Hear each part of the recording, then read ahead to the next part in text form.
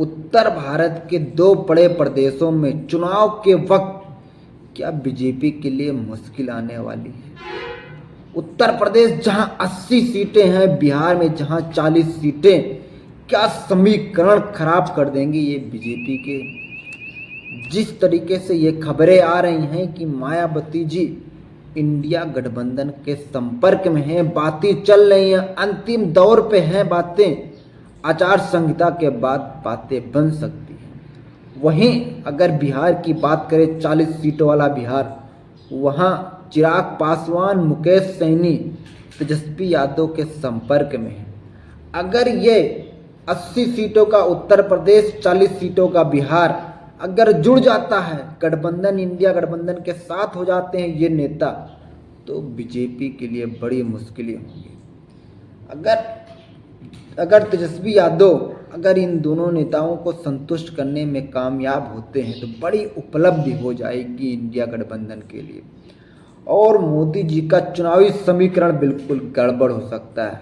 अगर 2019 की बात करें तो यहाँ मोदी जी उत्तर प्रदेश में तो 64 सीटें जीते थे, 64 सीटें उत्तर प्रदेश में, और बिहार में तो झाड़ू सा लगा दिया था 39 सीटें 40 सीटों में। अगर ये गठबंधन होता है तो 50 से 60 सीटों का नुकसान होगा कम से कम। और 2019 में मोदी जी का सेहरा लखनऊ और पटना के बीच में ही बंध गया था, जब ये सीटें 103 सीटें यहीं से जीते थे मोदी जी। 120 में से 103 सीटें थोक के भाव से बीजेपी के हाथों में गई थी।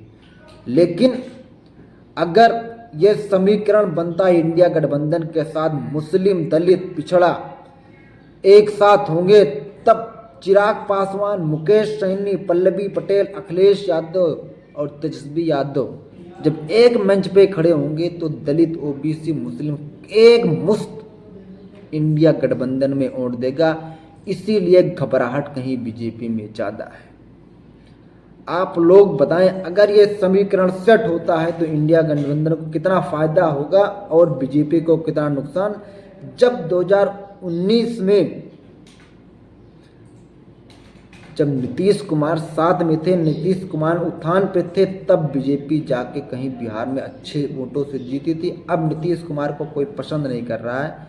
आप लोग ये जरूर कमेंट के माध्यम से बताएं, इंडिया गठबंधन के साथ अगर ये नेता आते हैं, चिराग पासवान, तेजस्वी यादव, अखिलेश यादव और मुकेश सहनी, पल्लवी पटेल और राहुल गांधी एक मंच पे खड़े होंगे तो समीकरण क्या कहेगा।